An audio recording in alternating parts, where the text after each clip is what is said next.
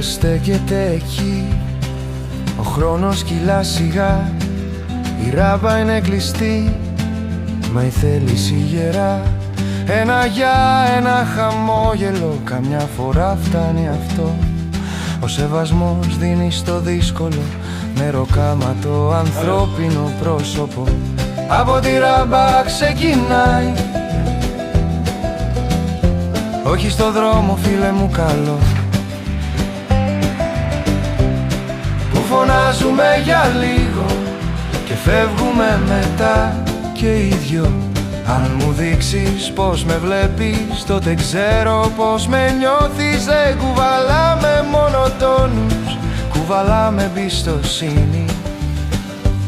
Από τη ράμπα ξεκινάει.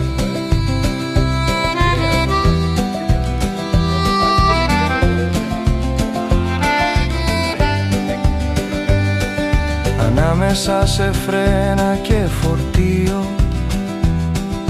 πίεση κάθε λεπτό, μα στο τέλος όλοι θέλουμε το ίδιο ακριβώς. Να γυρίσουμε σωστοί στο σπίτι, εκεί που περιμένει η οικογένεια να μας δει. Η δουλειά φέρνει περηφάνεια, μα η ανθρωπιά δίνει ζωή. Από τη ράμπα ξεκινάει, έτσι πρέπει να γίνει. Σεβασμός αντί για άγχος, σήμερα και κάθε μήνυ.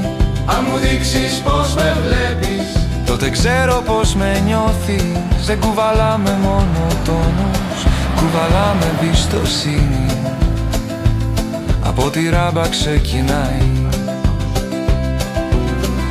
Ένα ευχαριστώ στο ξεφόρτωμα,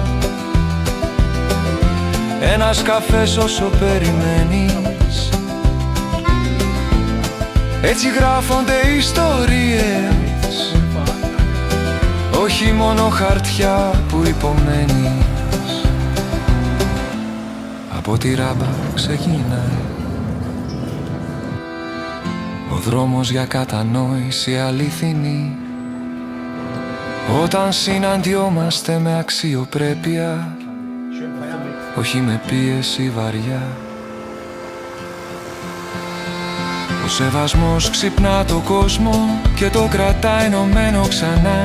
Στη ράμπα εκεί ξεκινάνε όλα πραγματικά.